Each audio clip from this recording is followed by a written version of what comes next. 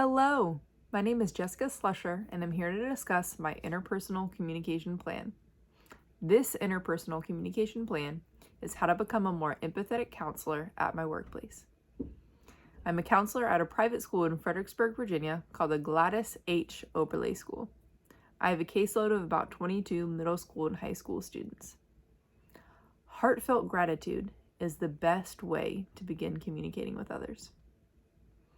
Interpersonal communication is more than words. Studies show that patient safety is profoundly influenced by cognitive bias and language. How you portray yourself matters. Verbal and nonverbal communication matter. Interpersonal communication is about how humans share their lives with one another through person-to-person relationships with friends and family. Schultz and Badinsky, 2015. So my behavior blend is a high D. The Uniquely You profile was interesting to me because it shared my own DISC personality type, but also shared what people expect of me. So I learned that I'm a high D on the DISC profile on both graphs, which means that I am active and task-oriented. Some of the terms associated with the personality type of being a high D are dominating, directing, demanding, decisive, and doing. All D's, according to the Uniquely You profile. I would have to agree that the D personality in my DISC profile is a lot like me. In my what people expect of me graph, I am a DI, meaning that people expect me to be both demanding and inspirational. My personality type in the This Is Me graph showed that I am more of a DC. So some characteristics of a DC personality are unfriendly, unsocial, task-oriented, both active and passive from the Uniquely You profile. I believe that I actually represent the DI more.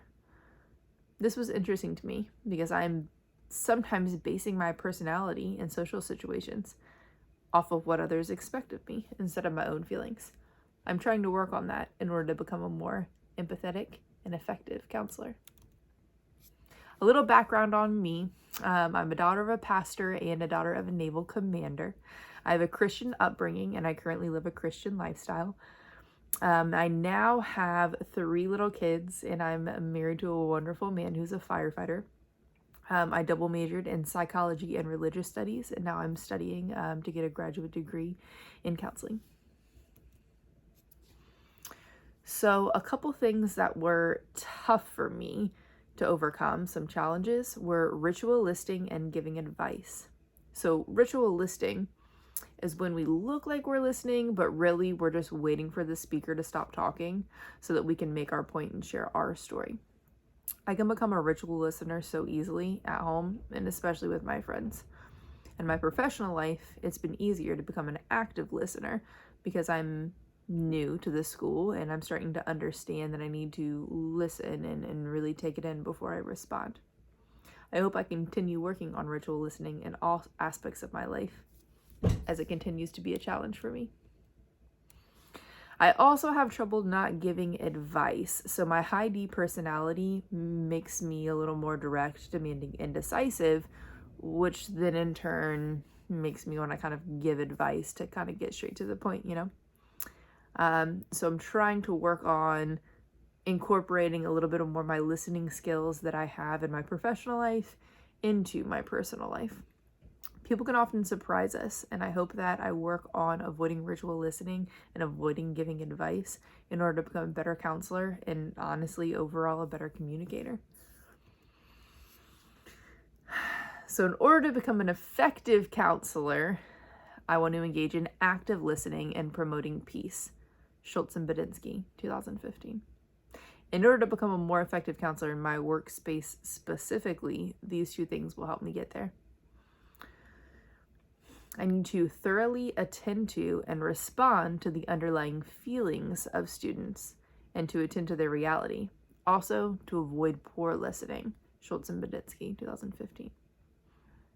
I need to promote peace. Peace meaning not only avoiding conflict, but helping students find their inner peace.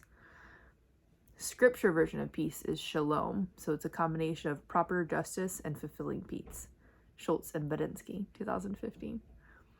Promoting peace in my workplace means creating working, healthy relationships between myself, staff, and students. Promoting peace in my workplace also means giving students the proper ways to use and learn healthy coping skills to promote peace within themselves. I also really need to work on listening attentively.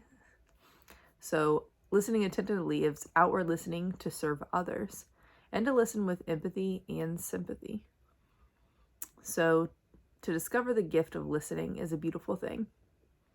Avoiding distractions of everyday life and spending time discovering what's on the hearts and minds of coworkers and students is very important. Schultz and Badinsky, 2019. So 7 ways to listen well. I want to dedicate myself, so intentionally choose to listen. Take time, generously carve out sufficient period of time. Select a location. This will be easy at work. Focus my attention, so patiently stay in the moment.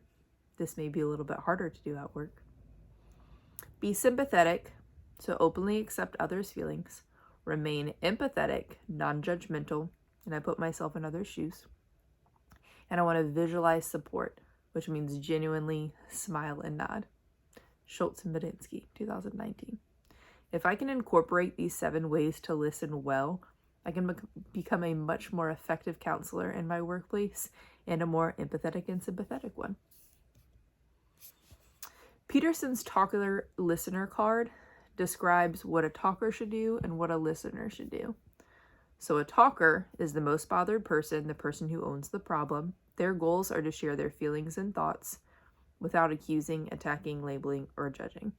So the talker in my scenario at work is typically coworkers and especially students. I need to work on being a listener. So according to Peterson, a good listener is calm enough to hear, knows that they don't own the problem, wants to provide safety to understand and to clarify, and wants to agree with, and doesn't want to agree, disagree, advise, or defend.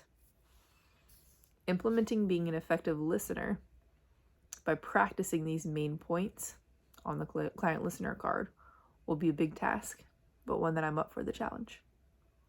Also, by avoiding being the talker in some clinical scenarios and focusing on being a listener, I can try to work against my high D personality and instead really focus on being an effective listener. In order to promote peace, I want to shift from giving advice to more counseling psychology. I want to focus on the whole person. I want to incorporate the 4 steps of resolving conflict. The 4 steps of resolving conflict are to glorify God, trust, obey, and imitate God in the midst of conflict. To get the log out of your own eye and identify and take responsibility for the ways in which you wronged another person. I want to gently restore and talk with the offended person and lovingly about the situation.